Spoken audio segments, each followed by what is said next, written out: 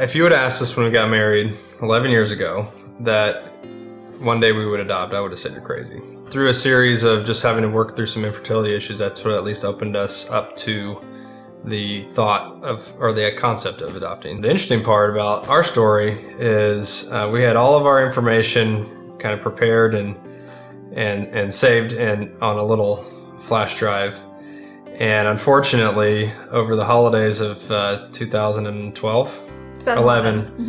our car was broken into, and we had a bunch of things stolen from our car. And included in that was a bag that contained our little flash drive with all of our information. So that was really disheartening for us. We actually kind of took some time off, and then we picked it back up. And after about a 6-month period, did our paperwork, and then got through the process and got approved. And we were so excited at that point.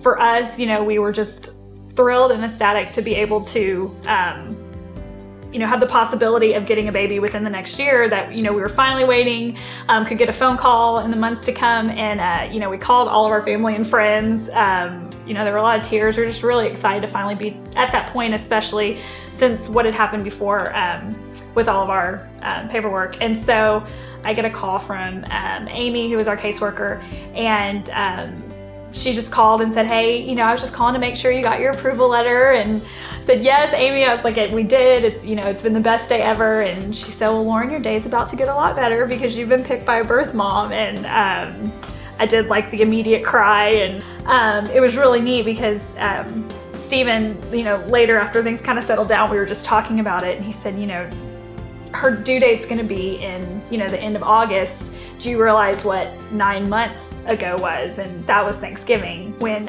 all of our stuff had gotten stolen. And so we just always look at that and think, during that time where it was really just a hard time and a heartbreaking time, that we kind of felt forgotten, and that the Lord was creating our child during that same time. Our waiting period was all of 3 hours, I think, what happened the day that we got the call that, hey, good news, all your paperwork's done and you've been approved.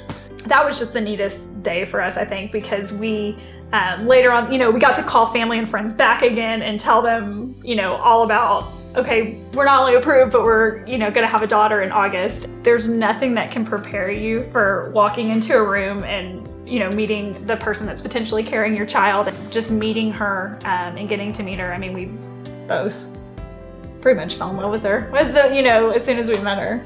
They were fun. We kept in close contact beforehand. They were really clear with me about the kind of relationship that they wanted to have, which was impressive because neither of us knew what to do. We didn't know our boundaries. We didn't know what we could say. I remember one thing that she said when we were talking. She was just talking about, finding out she was pregnant and coming to Abilene and kind of that whole process. And I remember her saying, this isn't the way I would have planned it. Like, this isn't the way I would have imagined my life.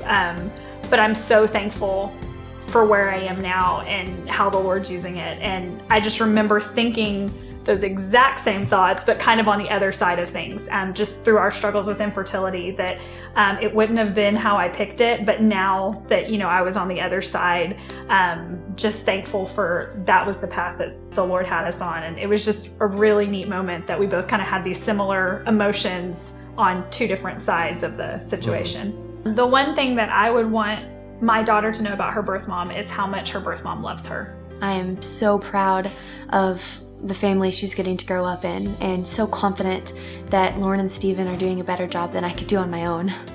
We've always talked about Maddie and kind of age-appropriate ways to kind of introduce things, and we've recently started, he's been telling her what we call Anna's story, our daughter's story, before she goes to bed. And so we get to tell her about how we met Maddie, about how Maddie picked us the first time we met her, the day she was born, and so that's been really neat. And Maddie was actually over, we were, putting Anna to bed, and we actually had Maddie tell Anna the story of the day she picked us to be her parents. And so going through this process has just, I think, strengthened our faith.